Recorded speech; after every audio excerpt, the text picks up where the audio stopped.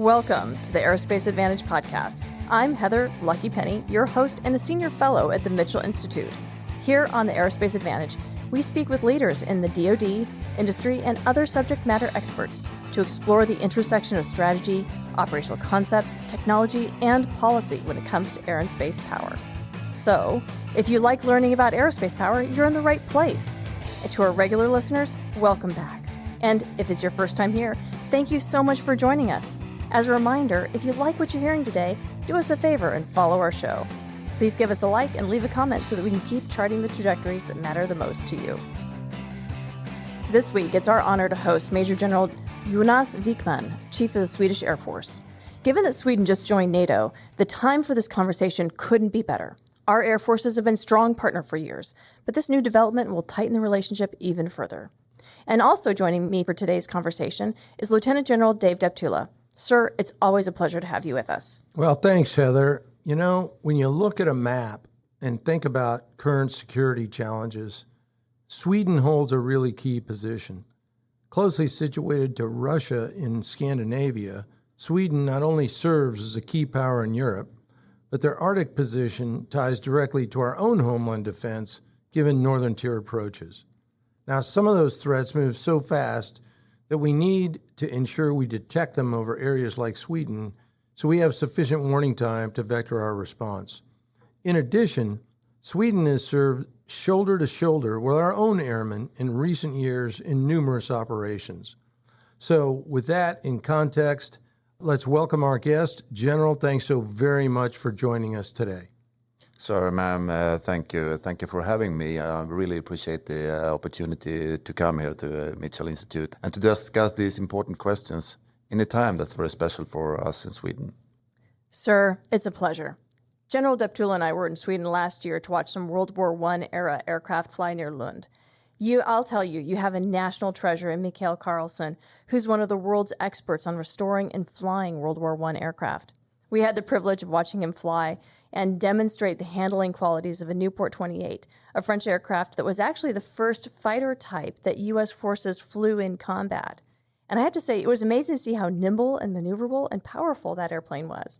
It was a great trip, and I think I can speak for both General Deptula and myself when I say how much we enjoyed southern Sweden and your people. You've got beautiful country.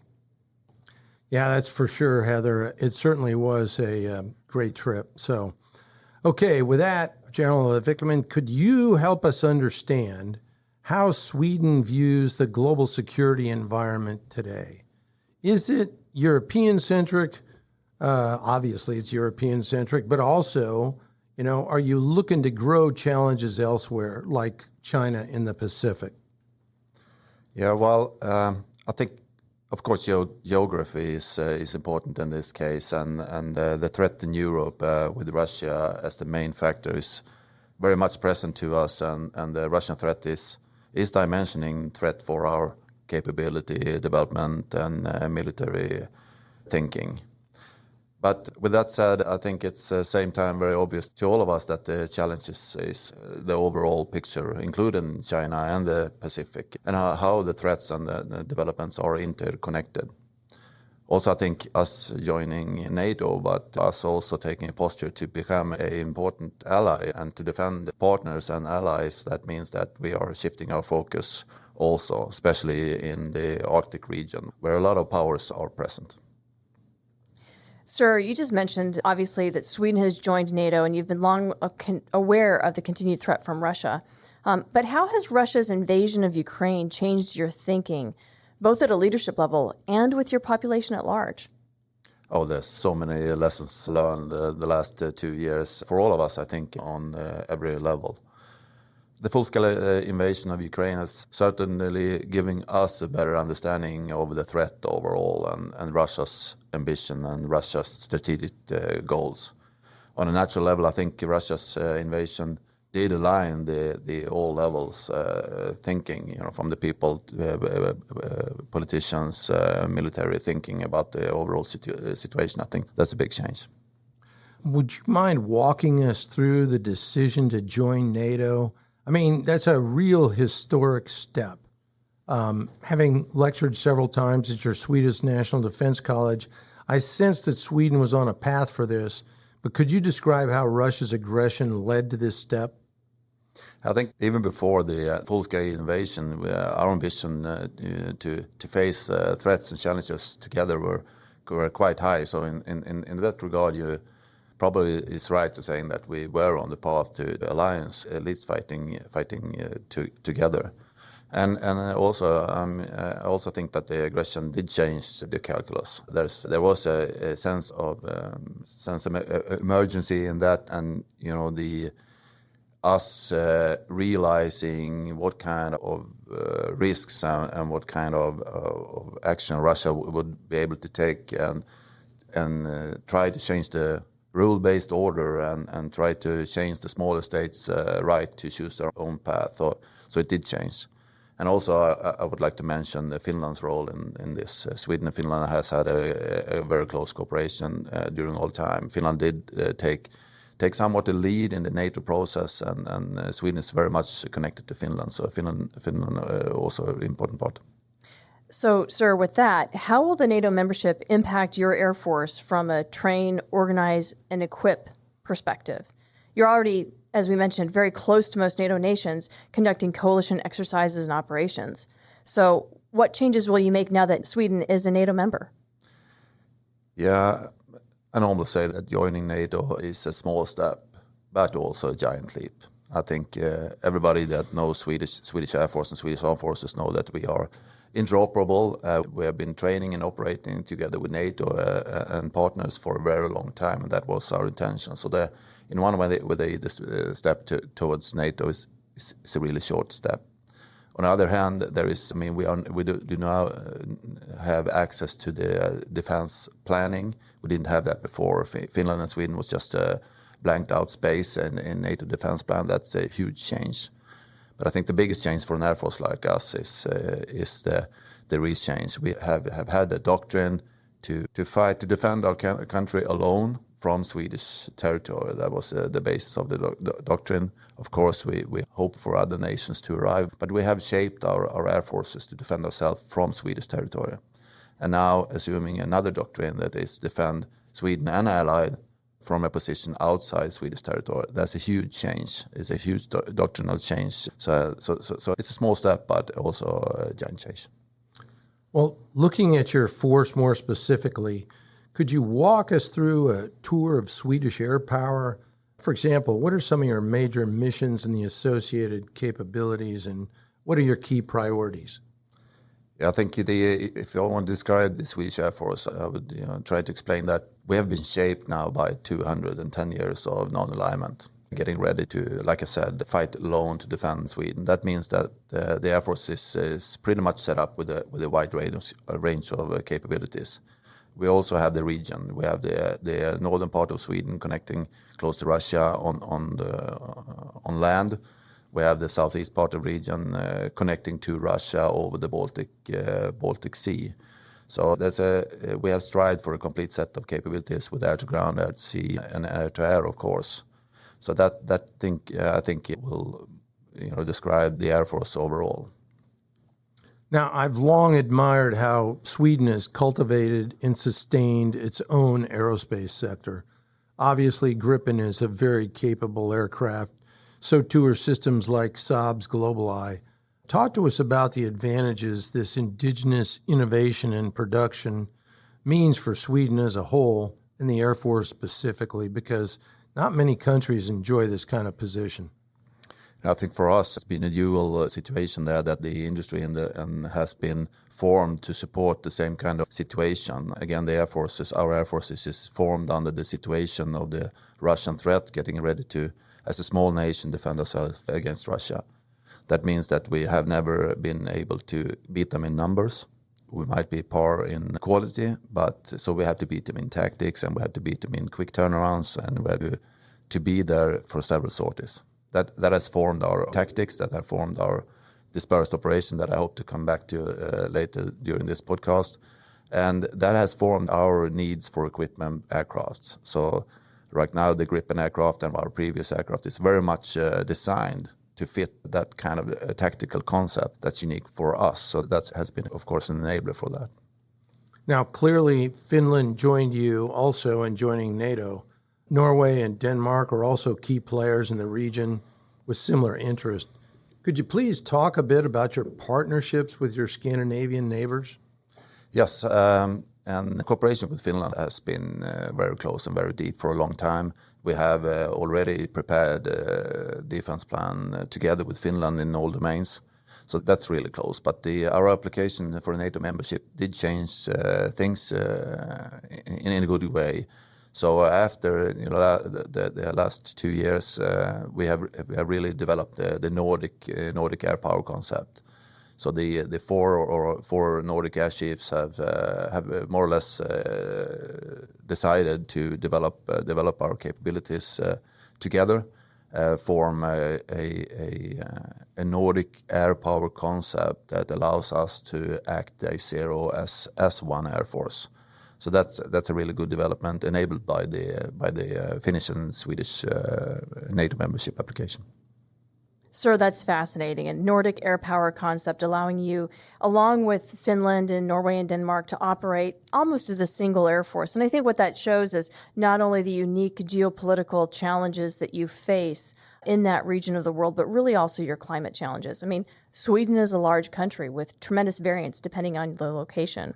You've got regions like Malmö in the south, which is climatically moderate and very European, as well as significant territory in the high north, which, no surprise, is very Arctic and very close to Russia. How does that impact your operations and your basing concepts? I think we are a large country with a rather small air force, and there is distances. Of course, that means that we have to design our air force so that we can rapidly move in different directions. And we also have to design our capabilities so that any wing and any squadron can fight in any direction in Sweden, of course.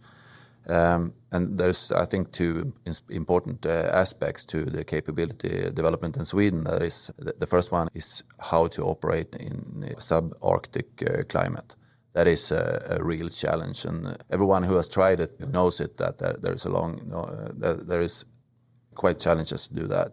And the other thing is at the same time doing operations under the direct threat. So we are close to borders, and that means that that is a factor as well. That means that we need speed, we need movement, we need to move between air bases and within air bases. So that has formed our concept of dispersed operations. Low footprint and rapidly moving between bases and within bases. Very scrappy operations. I mean, you're having to, as an underdog with some smaller force, be effective against a much larger force. There's a lot that we can learn from the U.S.'s perspective regarding agile combat employment and what is the bread and butter of how you operate in Sweden as well. So given the challenges that you face, and you've mentioned everything from those quick turns, dispersed operations, in your tactics, and I think this is really core to your culture as well, how does all of that then impact your training, maintenance, and mission equipment? Yeah, going back to the previous question on movement, on rapid movement between air bases and within air bases, that is forming our training, that is forming our development of equipment and mission equipment, and I think we have.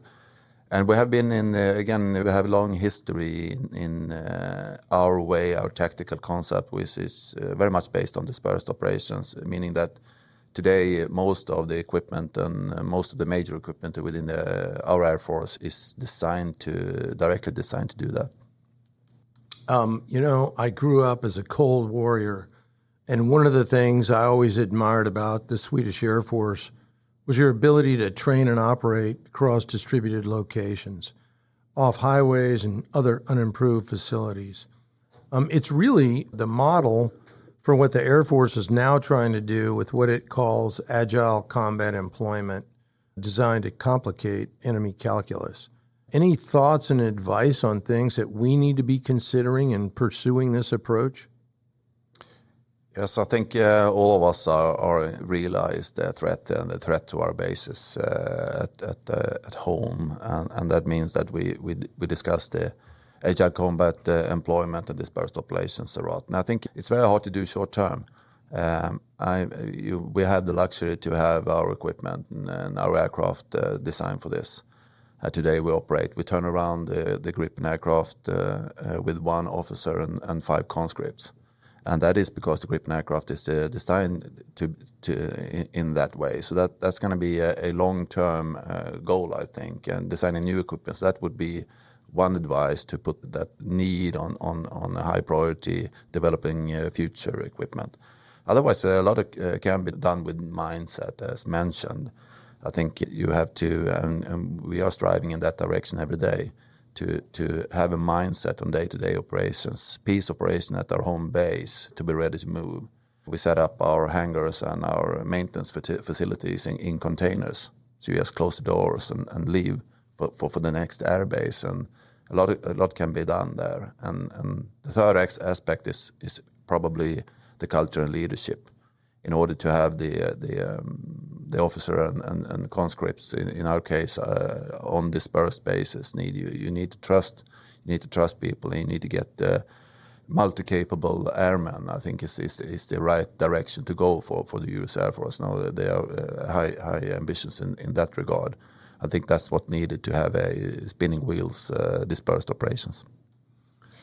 Yeah, I would just, as you're speaking, I was thinking in the context also of distributed operations and, delegation of authority to the lowest levels. Yes. So a very different concept than a highly centralized set of operations. And unfortunately, that's the way the U.S. has been operating over the last 20 years. So that's a approach, or a command and control approach, we have to get by and shove and empower our airmen down at the lowest levels to be able to operate independently. And it's more than just culture. It's, as you mentioned, General Wikman, it's leadership, it's trust, it's initiative at the very lowest levels, and ensuring that you've got the equipment, the logistical setup, and the operations and tactics so that they can then exercise that kind of distributed operations and initiative within those distributed operations. So this leads me to consider another challenge that agile combat employment presents in the contested battle space. And the Swedish Air Force has a tremendous amount of experience of logistics under attack and so forth. But what I'm talking about is mission command, which sounds kind of new because, General Deptula, you just mentioned that we've been very hierarchical, very centralized within the U.S. Air Force. But the Swedish military has long had a doctrinal foundation in mission command and enhanced authority to small group commanders. So, sir, how do you execute mission command in your Air Force when conducting these distributed operations? Yes, I think we, like you said, General, one of the key part in air power is centralized command. That's how you direct air power in any directions. And that might be a challenge if you want to do centralized C2, but a decentralized C2 at the same time. We call our concept dynamic C2, and that means that air operations is centralized command. Normally commanded like all air forces do. But then we have base operations, and base operations is probably the same size of command structure, and probably more difficult. If you want to do dispersed operations, base operations as or more difficult than controlling air operations. So our base operations are decentralized command. So at wing level and lower level, the command structure is decentralized with with most tasks delegated to lower level and mandates. So my wing commanders, for example, they have the authority to disperse or to take action on all conflict levels without any orders from high command. Sir, you made a distinction between air operations and base operations. Could you describe that a little bit more for U.S. audiences? I think for us, using the concept of dispersed operations means that our bases will move. The parking spot for the aircraft will be at a different location, and the pilot will not know when he or she takes off where to land. And that means that there are just as complicated operations going on ground, getting fuel, ammunition, getting all the parts, getting the people and the maintainers to the right spot. So that's also a complicated operation going on at the same time, but on the surface. That means that we need an effective C2, an effective operation, effective tactics on ground for the Air Force. which is in our system I would say equal part between air operations and base operations, compared to if you have static bases, then you will have a base, a wing that just runs the base. It's a different aspect.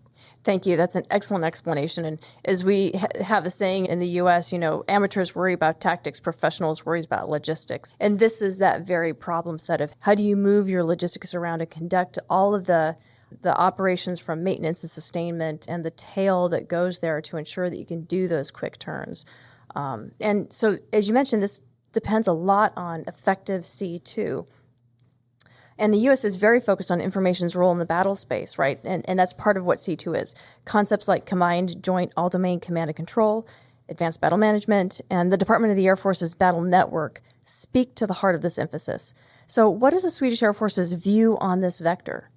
Now, I think the direction going there is quite right. I mean, we are also trying to struggle even to get a grip on.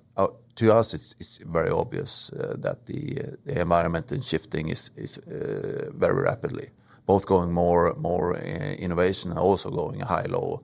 We have a more mix, a more complicated battle space, which means that the Air Force can't do its job alone, which leads up to the strive for multi-domain operations.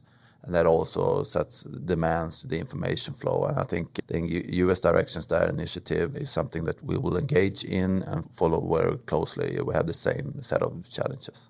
I'd like to go back to what you said a little bit earlier about dynamic C2 is how the Swedish Air Force looks at this. And I think that's really important. And I think in many ways mirrors or rhymes with what the Air Force is doing as well, because as you have to shift and adapt your operations, your information network and your command and control also has to mirror that. If your operations, your information networks or architectures, and your command and control are not mirrored, if they're not the same, then you induce friction into combat operations. But I'd like to also ask, are there things that the U.S. Air Force could do to help facilitate more robust informationized partnering? Like, for example, we're often frustrated at the many barriers, whether or not that's acquisition processes, classification restrictions, message formatting, the nuts and bolts of information sharing. But that preclude or slow down what is really, frankly, a common sense imperative for the information age. What can we do to more tightly integrate with the Swedish Air Force? I think I am frustrated also about the information flow and the need for information exchange. And there is so many barriers being formed by the age of eternal peace. I think we set up barriers and processes and methods that we have to break down. And I think we are all aware of that. And we have our frictions within nations and between nations. And it's frustrating. But at the same time, I see that the situation right now, everybody also agrees that we need to change. We need to share information in a completely different way. And I know that talking to, for example, General Hacker at NATO.com, it's one of his top priorities to have the information flow going better. I have the same dialogue when I'm here and when I'm visiting the Pentagon. We need to share information better. And it goes both ways. Same thing for me. I need to be better on sharing my information about our system. I'm here now doing that, and that means we all realize that we have to work more closely together, and information sharing is really important with that.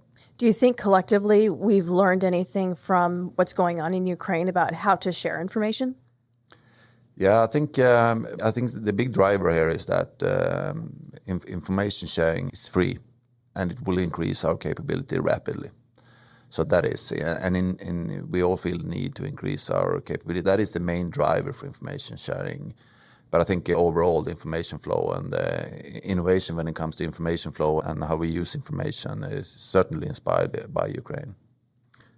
General, there are many nations in Europe now who are embracing fifth-generation air combat and stealth technology, as well as uninhabited combat aviation. What are some of the Swedish Air Force plans regarding these capability areas? Yeah, so we have been following the different programs when it comes to next generation aircrafts. Right now, we are soon to receive the next version of the Gripen fighter. It's a completely new aircraft being delivered in the upcoming years. So we're more or less turning around our aircraft for a new model now. At the same time, we have started the program, you might call it a program before the program. To answer just the question, your question there, General, we haven't decided yet. So we are now initiating or doing a program to figure out the answer to the question: what is Sweden's way to go in the future? And that will be run that program for upcoming years to a decision for the future. Sir, one of the biggest challenges facing the U.S. Air Force is the scale and scope of the national security threat within this global environment, right? And you had mentioned it earlier in our conversation regarding how Sweden is now looking at China and what's going on in the Pacific and how that's reshaping global norms and rules. So we have to handle advanced peer threats at the top, like China and Russia, mid-tier actors like Iran and North Korea, and then the continued presence of non-state actors that can destabilize entire regions, right? That's the whole cricket. At the same time, our homeland is under threat like never before, but like you experience, right? Given the range of modern missiles. So we've had to deal with parts of this in the past, but rarely at once. And that allowed us to focus our attention and optimize our forces. You know, it's kind of like you mentioned, the age of eternal peace, right? But that's just not possible right now. And the U.S. Air Force is being tasked to do it all. Sweden is in a different geopolitical position. How do you view these sorts of challenges? I mean, what is your perspective, and how do the complexities of today's global security environment impact your capability and capacity development? I mean, you mentioned this with Gripen. How is that shaping your requirements and force structure? Yeah, I think it's a big question to answer this. Yeah, I think the overall challenge and what I want to mention is that we had a plan. So we had a plan for the upcoming and already a political decision to increase the capabilities of our Air Force before the invasion of Ukraine.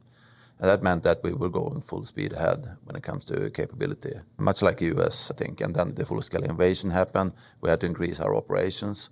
We are pretty close by, so we are on operational level every day that is on a higher level than ever before. Then we have the aspect of supporting Ukraine, which is another line of operations. And then we also had the NATO integration process, which is more of your question: where are we going and what kind of adjustments are we making? So our challenge now is to find a balance between operations, training, procurement, support to Ukraine, and what that means to our capability development and also the NATO integration process. That is the challenge. So I think what that means to us is that we need to figure out ways to do all of these at the same time. So I think that's two areas that will form us. We will have to change our organization, our way to work, so we can do operations and training and procurement training at the same time. We used to have a wartime organization and a peacetime organization. We used to have training on one side of the house and operations on the other side of the house. So you need to train in a way that creates operational effects, and we need to have operation that also fulfills our training goals. I think that's one thing. The other thing I would like to mention in this case is that we also need, for the Air Force, for the Swedish Air Force, personnel is the limiting factor. And I think we really need to realize that and figure out a way and form our operations and form our training and the way we work in such a way that we utilize every person in the best way possible, which is another change I would like to see within the Air Force. Fascinating. And frankly, a lot of the challenges that you're facing, because the U.S. Air Force is the oldest and smallest and least ready that we've ever been, we're facing similar challenges. You would think that we're big enough that we wouldn't have to deal with those same issues, but maybe there's a lot that we can learn from you. And we had mentioned earlier, the U.S. increasingly needs to focus on our northern tier defenses. Russian and Chinese threats can use polar routes to strike our homeland, something that's, as you know, very close to your experience. So Sweden is a key nation that could help us expand our early warning capability. Would you mind sharing your thoughts on that and how we can partner together? Yeah, I think the area for cooperation will just increase that. And we have the Nordic perspective, and we have the whole us joining the alliance and us having an ambition to be a partner and allied, that you can count on, and taking responsibility for our part of the globe. Means that we will be in the same area, and we have had a long history of cooperation when it comes to understanding the situation in High North and in Arctic. And I think there is several areas of cooperation, some of them that can't be talked about. And I think the information flow is very good in this regard. But us being a more active partner in the High North and taking responsibility for that part of the region will give those effects. Now, General, space is rapidly becoming critical to military operations in any domain. How is the Swedish Air Force thinking about and integrating space power into your operations? I think it's obvious that the threat level and the complexity, again, on the threat level, we are getting more and more aware of the component of space, also for multi-domain operations and for day-to-day operations. And we have set up a new space department in Sweden. I am also responsible for the space domain in Sweden, and our ambition is quite high, starting from a low level. But for Sweden, we have the capabilities. We have a lot of capabilities within Sweden that we are now trying to connect to actually have our own space capabilities, and getting that connected to all operations when it comes to space being a natural part and operations in all domains is very important for us. But a step to take. So pulling on that thread a little bit more, you clearly have an ambitious vision for where you want to take your space capabilities. But for today, where does your country get the majority of its space services? Are you partnering with allies or using commercial services? And how do you see this evolving? We do have a great cooperations with all actors when it comes to space. We are an active members in different forums, and we have agreements and information flow. So in that regard, we have the information we need, but we still need to be able to act. And if we are looking into responsive space, and we are creating capabilities, and we will in a few years send up our first satellite from the armed forces or from the Air Force. Congratulations. So both. Thanks. General, we're just about out of time, but I'd like to ask you about how we all should expect to see the Swedish Air Force evolve in the coming years. What do you think your force is going to look like in, say, 5 or 10 years out? I think 5 or 10 years out, I hope to have a Swedish Air Force that is really well integrated with the Nordic nations, within NATO, and increased partnership and cooperations.